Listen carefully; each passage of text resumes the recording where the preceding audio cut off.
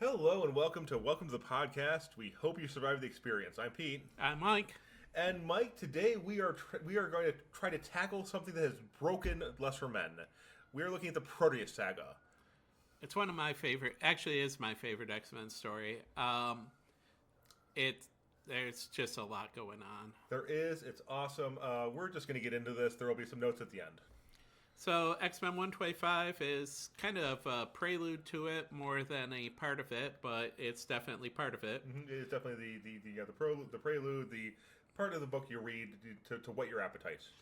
So we have a beautiful Dave Cockrum cover here. I talk a lot about how Dave Cockrum does panel layouts in ways that other people don't. And so he has on the cover, it basically broken into 3 panels with Phoenix in the middle, Colossus and Storm in the Danger Room on one side, and Muir crew on the other side looking scared with a menacing shadow. And it does. The cover promises us the mystery of Muir Island, the perils of the Danger Room, and more. And it delivers. And a dramatic return of Phoenix also. Oh yes. Yeah, it's all of that. It is all of that and more. So we start out in a Muir Island facility. Jean Grey is powered up. She has her Phoenix Raptor going. We're told that once upon a time there was a young woman named Jean Grey, a mutant telepath telekinetic, and one of the founding members of the X-Men. And now she is the Phoenix. And so Moira MacTaggert is running some invasive medical tests on one of her friends, like she often does. As she often does, yes. And then the page 2 reveal that I cannot get over her goggles. It reminds me of that Star Wars character. Yes, from The Force Awakens. Yep. The little girl with the little thing with Anakin's lightsaber. Yeah, exactly. It is amazing. And yeah, and as Mike is saying, she is a world-class geneticist who just experiments on her friends and is just looking at Jean with a look of absolute terror. It's like, yeah, your body isn't actually meant to channel this kind of power. No one's is. And Moira also is thinking of what she will do if Jean is more powerful than they can handle. I mean, yeah, Moira definitely has a checklist. Before Xavier, before Batman, Moira had a list of her friends and how to kill them. Oh, for sure. You don't wear those goggles if you're not a little bit of a villain. Yeah. And then we just have we have Jean just casually having a topless conversation with Moira. Yeah, and this, I'm actually going to be bringing this up again later, believe it or not. Yep. But Jean just changed out of her Phoenix costume, puts like a big bathrobe on while she's talking to Moira. We always see her from the back, obviously, because Comics Code still had teeth back here. And they are being viewed by Angus McWhirter. Yeah. I do love the fact that she has to telepathically or telekinetically turn off her, disincorporate her Phoenix costume, and then just picks up an actual bathrobe. This is Jean wanting people to see her boobs because she could just we see later on in this that she can just telekinetically put on 8 outfits in 3 seconds. Yeah, I was going to mention that when that scene came up. Spoiler alert, but within this issue, Jean Grey uses telekinesis to change her clothes like 5 different times. She could have done that here, but instead deliberately chose not to. And she's also aggravated at Moira. All of the things that she's saying are really aggressive. She said, "This is kind of a drag. Where you drive it, you've been poking me for over a week." Hey, Moira, all this human experimentation you're doing on me, it's getting kind of invasive. I'm a little sick of it, so you're going to have to look at my boobs. Don't worry. I'm not sure that's the worst punishment in the world, but don't worry, Jean. Things are allowed to get a lot more dramatic. A lot. So we get more. What I love about these four issues or three issues of Prelude is how much everyone craps on Angus. This is a man who's clearly in bad condition. We won't spoil anything quite yet. But it is just, everyone just is like, Angus McWhirter, he's the worst. That guy sucks. Yeah.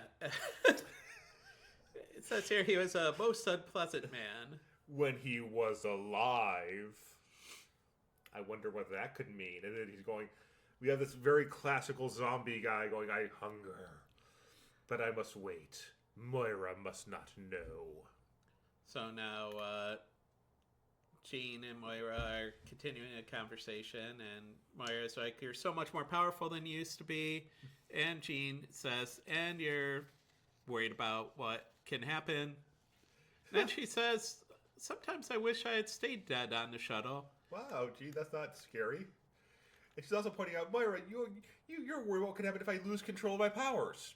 Mike, what's the worst that could happen if Phoenix loses control of her powers? We might find that out in Uncanny X-Men 135. Stay tuned, listeners. Ask the broccoli people. And then we get a little flashback of her on the space shuttle, her body dying to the cosmic radiation, and reforming as the Phoenix. Yep.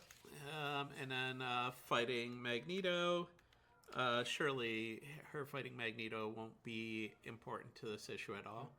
And then we get we get caught up to the point where the Jean and Hank and the X-Men lose track of each other, and Jean, I guess, grief-stricken, goes to party it up on the Grecian Islands because Professor X basically does not give her the hugs that she needs.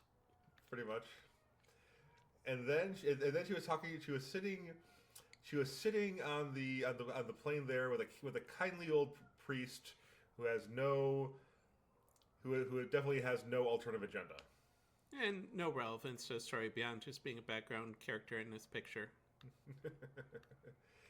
And then we get to what we were promised on the cover: Cyclops drilling the X-Men in the Danger Room, which he apparently does to them daily. I mean, he's Cyclops. Yeah. I mean, and we have like the Storm is being forced to fly through hoops like it's Superman 64 or something. Thanks for that flashback. You're welcome. And Cyclops is over his yips, which from a few Colossus. issues ago. Yeah. What did I say?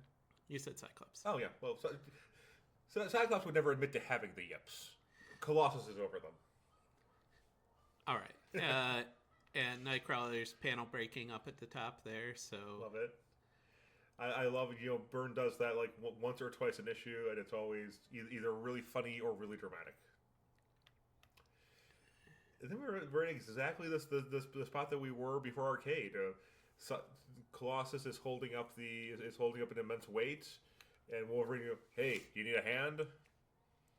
And Wolverine tries to solve this problem by stabbing a computer to death like he did back then, only to be hit by a massive blast of water.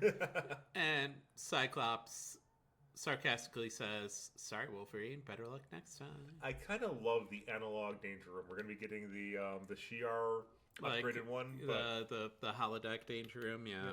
But I kind of like this one where these are all, if you were an insane billionaire, you could build this room. I mean, I like the practical Danger Room more than the hollow Danger Room, really. Mm-hmm. And Cyclops berates the X-Men, saying that everybody would have died, and you guys are just... Yeah. You suck.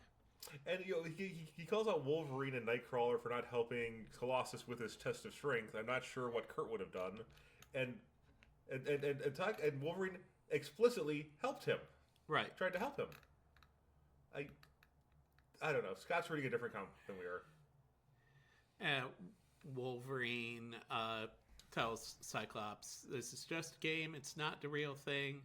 I'm not going to go all out on a stupid game, and I'm going to go get drunk. Yeah, exactly. Wolverine, and then the Cyclops and Storm kind of commiserate. Cyclops just being, one of these, I'm going to murder him, and Storm being Storm. He is trying on occasion, I suppose, if you're not me. I love Storm. Storm is starting to become a leader of the X-Men, and she becomes the best leader of the X-Men later. Yeah, no, I'll give you that. I will wholeheartedly agree that she is the best leader of the X-Men, the worst leader of the Morlocks. Accurate. And Cyclops is like, you all have such strong personalities. You all lived a lot of life before you became X-Men. So you're not going to be meshed like me and the other original X-Men. The other teenagers that Xavier kidnapped. Right. And raised from being like 14 years old to train them to do combat for his bidding. Yes. I do. It's kind of cool. Or weird, rather, Storm is lacking her cut from. Well, I guess that was 3 issues ago now. Yeah. I'm sorry. I just edited Cry the Children, and it just Cry the Children will be up by the time you lucky viewers get to watch this. Such a good issue where nothing uncomfortable happens. So now we have Asteroid M, which is in the all of this and more portion of the cover. Magneto is watching old tape of him fighting the original X-Men. So apparently he had a drone going on for the issues for issue 1. I mean, everybody seems to have film of everything, and I don't know how they do it. But, I mean, Magneto has like a reel-to-reel setup here. He also has his ribs bandaged because, if you recall, he got beat pretty hard by the X-Men. And then was that in the exploding volcano? Yep. Colossus, in fact, broke his ribs. Yep. And so this is something I believe. So I believe that this is the first time that we see Magneto's wife. Yeah, who is long gone. And I had thought before this that she was supposedly dead, but here it implies that she left him. We will we will come across this later on. This will be she will be a big plot point when Magneto goes from straight up villain to to guy with a point. But it does imply that instead of just being murdered, that she how deeply it hurt when you ran away from me. Little Easter egg, this is memory file 007. Dun, dun, dun. And the other thing I just want to point out, this is a conversation I've had with people. Some people agree with me, some don't. This looks like a grown-up Kitty Pryde, right? It looks exactly like Kitty Pryde, who will be debuting in the issue after Proteus is over. Yeah, so you have that to look forward to. And he wants to erase this file, but somehow instead of it just going away like a computer would do, it fades like it's an Etch-a-Sketch or something. It's very dramatic. I believe that Magneto would program his computer that way. So this is the first time in this period of X-Men, I think. No, we saw Asteroid M back in Volcano Base days. We did, yeah. Yes. And he takes them to Asteroid M, and then to the volcano, I believe. No, he leaves them in the volcano with Nanny while he personally heads up to Asteroid M. 100%, yeah. And now Jason Wyngarde, the worst character in all comics. Oh, it's like or shortlist. Yeah, he's a terrible guy. He's a well written, awful villain. So I think at this point, I'm going to tell everybody who Jason Wyngarde actually is. Jason Wyngarde is Mastermind, who was one of the original members of the Brotherhood of Evil Mutants. He has illusion powers, and he was, like, in the original X-Men, he was kind of a slovenly guy in a trench coat, and... Bad comb over. No shoulders. And, you know, he has apparently reinvented himself pretty well because he is trying to get into the Hellfire Club. Yeah. I mean, dude looks awesome. He has used his illusion powers to make himself hot. Apparently, even when he's alone. I mean, why not? Yeah. Hey. He reveals that he was the priest that sat next to Jean on the plane. Mm-hmm. He was a random dude in a Speedo who came up to Jean while she was drinking on the beach. During her period of mourning, let's not forget. And he then looks at a mental image of her that he created that includes the actual outfit that she wore the first in X-Men #1, which is somehow even more creepy. Yep. The original Marvel girl costume, and then the later Marvel girl costume with the weirdest mask known to man and a incredibly short skirt. Yes. One of my favorite things about recent X-Men comics is when she started wearing that costume again, people do comment on the skirt, as you would. And then we see the Phoenix costume. And then a glimpse into the future. Her dressed in, a leather corset, leather opera gloves, some knee-high boots. She seems to be carrying a whip and wearing a spiked collar and a cape with a rose brooch on it. Yes, she will be the Black Queen of the Hellfire Club. So this is the first time that we've seen the obligatory Hellfire Club outfit of the corset. We'll be seeing that more starting in 129. Seeing a lot of it.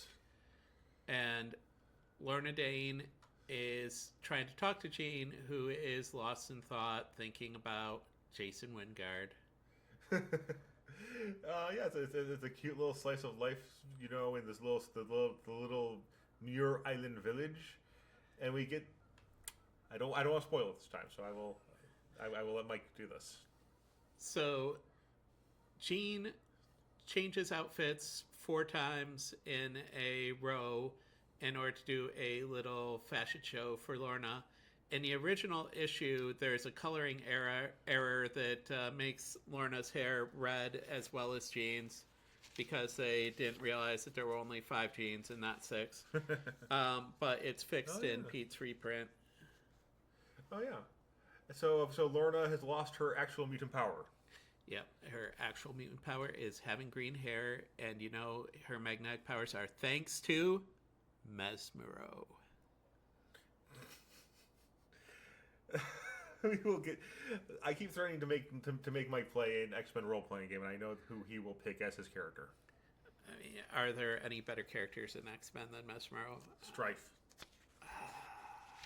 Anyways, then we got back to Muir. We got back to Myra, who's apparently wearing her who's just wearing her super science jumpsuit for the heck of it. It's always weird to me when side characters in comics have their own little superhero costume type things. Yeah. It feels odd. Mm-hmm. And then we go to she starts wondering where Charles could possibly be, and we cut back to the Shi'ar Empire. He's partying with the Shi'ar in the first state ball of Empress Lilandra's reign. Yep. So you have just a bunch of different aliens. And this guy on the left, who I distinctly, this character design looks exactly like a specific member of the Green Lantern Corps. He definitely looks like that. It might be an Easter egg. But in general, this is like the Star Wars Creature Cantina, like a whole bunch of random, different looking things. Yep. Yeah. Just a hodgepodge of weirdos. It will be in the video. I really can't even think of a way to describe half of these guys. You have a 12-foot tall anorexic xenomorph. I think the orange guy on the far right is the Xenox that Professor Xavier faked his death, and slightly to his lower left is Popeye. Oh my word, he is correct. Yeah. Is this anybody here? Is that the Phantom Stranger? Could be. That's very Phantom Strangery. It does look a lot like the Phantom Stranger. Huh. Weird. And then we get Professor Xavier in his cool hover chair, which will become a staple in the 90s. And Xavier tries to interact with Lilandra, but anyone who's ever been at a formal function knows that the person who is most important in the function is never going to be able to hang out with anyone that they like because they're forced to talk to literally everybody. So true. It's like a wedding, kind of. Mm-hmm. You got to thank the people who you have to thank the people who put you into office after your brother committed a couple of genocides. Just a couple. He was trying for a big genocide, but he failed. So Xavier asks for the Omega file at the library, which apparently, in order to avoid hanging out at the grand ball, he goes to the library, gets the Omega file, which has a lot about the Phoenix Force on it. Apparently... And it seems to actually have Jean in it, in the file itself. I think Xavier is just thinking about Jean. But this is about the Macron crystal also. And at that point, Xavier realizes that there's something wrong with Jean and he has to go back to Earth. And you have Moira, and then we go back to Moira in front of the Mutant X cell. Which apparently no one has, none of the, some of the most empathic characters in X-Men, Alex Summers, Jamie Madrox, and Lorna Dane, and no point have any of these three people who are known for their people skills gone, hey Moira, why do you have a prison cell that, only you can go into? So, moreover... Yeah. The Mutant X cell that she walks past,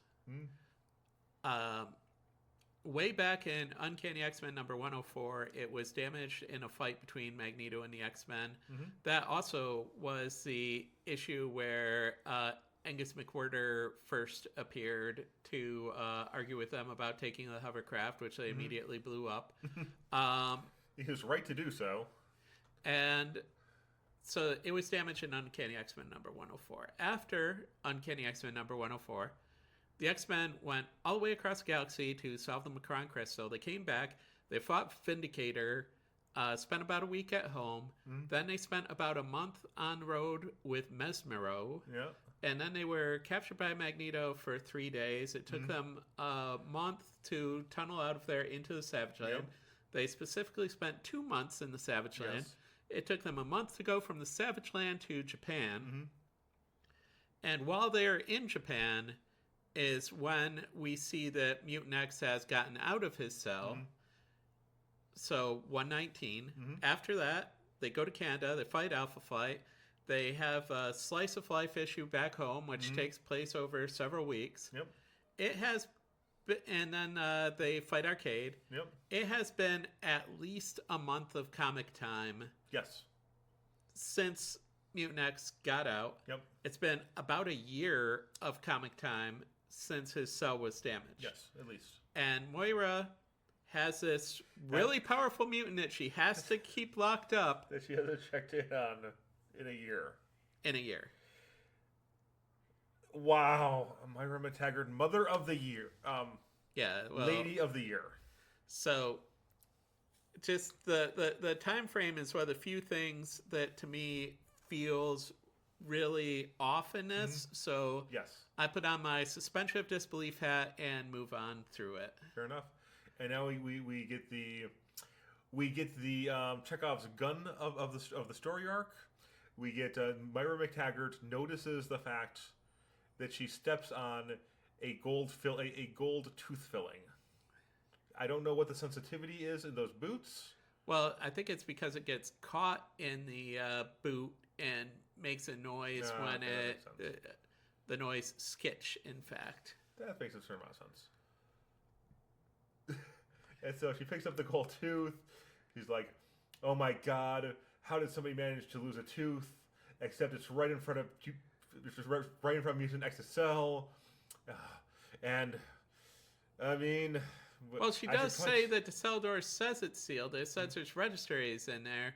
But irregardless of that, so no alert went off or anything. She never once, checked in on this. She didn't bother to feed him for a year. I mean, I'd be mad, too. That really kind of sets up the the rest of the storyline. So she opens the door and sees that there's nobody in there, despite it registering that he is. Well, there is someone in there. I believe. We'll come to that, but I believe. I will bet you 1 Timbit. All right, I'll accept the bet of 1 Timbit. And here's Jean just showing off by walking around in a tank top where everybody else has to wear a winter coat. And Alex Summers is very much saying, show off. This isn't like Jean. She doesn't tend to go around doing things ridiculous. Although it's totally like Jean. Mm-hmm. Oh, yeah. She always uses her power for ridiculous, stupid things. Yeah. If it's threading a needle in X-Men issue 1, if it's just deciding that she doesn't like the color of her eyes in at least one issue, if I remember. So I saw a meme that pointed out that in the intro of the X-Men animated series, Jean Grey is actually levitating a piece of paper off of her desk, which is like 2 inches below it, in order to write on it. Yeah, for no reason. Jean Grey, if life hands you telekinetic powers, use them. So, and then she reveals that she's casually reading her friends' minds. Although, like, it's weird because she's like, she totally read that Alex was talking junk about her. But all of Moira's thought balloons she didn't really read. Mm-hmm. So, I don't know. Maybe Alex just doesn't... Alex thinks particularly loud, apparently. I could see that. I could see Alex Summers being a loud thinker. I mean, that's how you get a doctorate, right? So, Jean hears something weird and changes into Phoenix. And starts flying around, and she can only scan Moira and herself.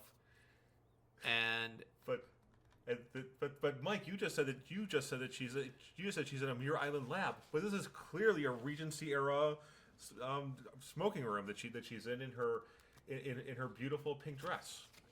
Yeah. So that's weird. This must be from a different comic or something.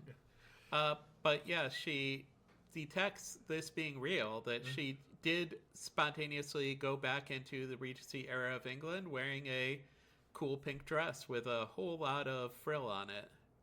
Yeah, this is actually just another one of Mastermind's attempts to break her mind like something that is easily broken. I am good with the English language. Let's go with coconut. Coconut. All right, so then she gets ambushed by Angus McWhirter. And is going to destroy him, but she is shocked by his appearance, screams. Alex and Jamie hear it, so they're going to come and check this out. But then we cut back to Westchester County, New York. 2 a.m, an ungodly hour for anyone to go visiting. But it's Hank McCoy, who apparently, after the alarms of the X-Mansion have been going off for probably several weeks at this point, he is getting around to checking on his childhood home. He set the alarms after Charles Xavier left and Jean left, and he thought the X-Men were dead. But it looks like all the alarms have been turned off. He gets ambushed by Nightcrawler, and so these 2 fuzzy blue men are fighting in the dark. They're both very specifically. We can see from Nightcrawler's point of view, he has no idea that he's fighting Hank McCoy at the start of the fight.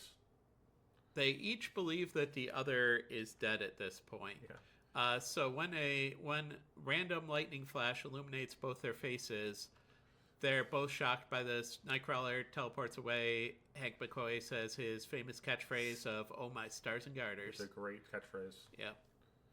And Kurt teleports in the danger room and says, "It's a ghost. It is a ghost." Which, from Kurt's point of view, he probably literally means a ghost. Yeah. And he says it was the Beast, and Cyclops is like, all right, let's go, whatever it was. So he's not really believing Kurt. Yep. We better check it out. So they bust into the main part of the mansion, and it is, in fact, Henry McCoy, who gives Cyclops a big hug. Yep. See, I think that with Kurt saying it was the Beast, this is the problem with having a very generic name. It's like, Scott, there's a beast upstairs. You might not go to my friend who called himself the Beast. Well, he does say the Beast rather than a beast. That is correct. You make a good point. They kind of compare notes at how they got out, and Scott is surprised to find out that Jean's alive, and Hank tells how they got out, and he says Jean's going to be pretty surprised to see you guys alive. And she will be. Alex Summers apparently won't be. So they sit around. They're chilling. Everyone's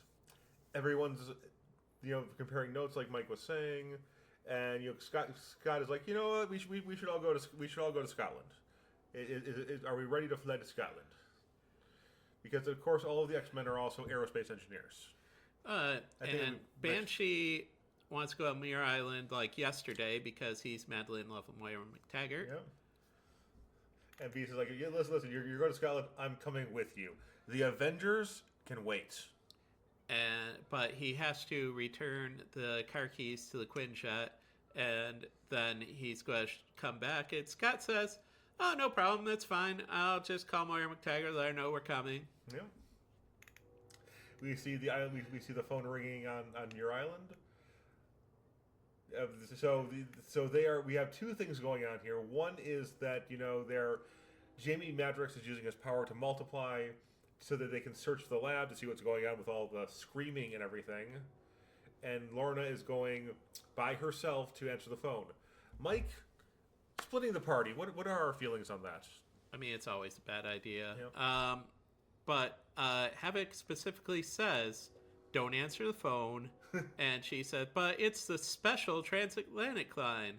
Because back in this time, you did have things like that. You did? Oh, wow. Yeah, the phone net is only for calling long distances. Oh, wow. Okay, that's because cool. There's a delay in the phone line going underneath the ocean and all of that. Oh, yeah, that makes sense. Because it wasn't sent by satellites yet at this point. You're right. I just love how. Okay, there's random screams going on. We don't know what's going on. Lorna Dane, the Muir Island Research Center. How can I direct your call? Yeah, she definitely answers the phone as if there isn't a big catastrophe going, and she is shocked to learn that Cyclops is still alive, but she doesn't really spend a lot of time other than being like, "You're alive? Oh, okay, that's cool." Yeah. There was a scream in the lab when Jean and Moira were in there. The security alarms start going off. Yeah. I just love the fact that Cyclops is like, so this woman has thought that I'm dead for 6 months, and she's, Lorna, you sound strange. What's wrong? What's the matter? And Lorna, she does have a good reason to sound weird. There's also the fact that her boyfriend's brother has apparently come back to life. I mean, that'll do it, right? Yeah. Then we get Lorna doing an exposition dump. How she asked them to come using the Blackbird, a couple of hours, which I'm not sure that's how physics works. Yeah, that seems like incredibly fast. We see a whole cake shape behind her out the window, and she is like, "It might be a false alarm, but I feel a whole lot better if you guys." Oh no. She just stops at better because she sees this thing saying, "Human, I need you." And Banshee says, "Scott, you've gone totally white. What's going on?" And Cyclops says, "Lorna screamed," and then the line went dead. Dun dun dun. Next issue. How sharper than a serpent's tooth. So, Larry's page this issue is all about Alpha Flight. They have, for 3 issues, been talking up how great the Alpha Flight story was, which, pretty good. It's pretty good.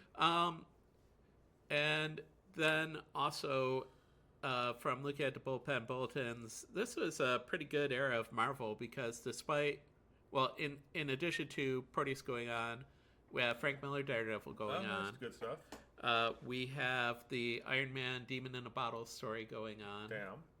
So there's some good these 3 classic storylines going on at the moment, same time. You could have gone to the newsstand and picked all 3 of those up at the same time. And if you go to the newsstand if you go to your specialty comic book store, God bless you if you can find one. This episode this week you can see Michael Morbius making out with Jubilee. I prefer Frank Miller Daredevil personally. Yes. Well, that's one opinion, Mike.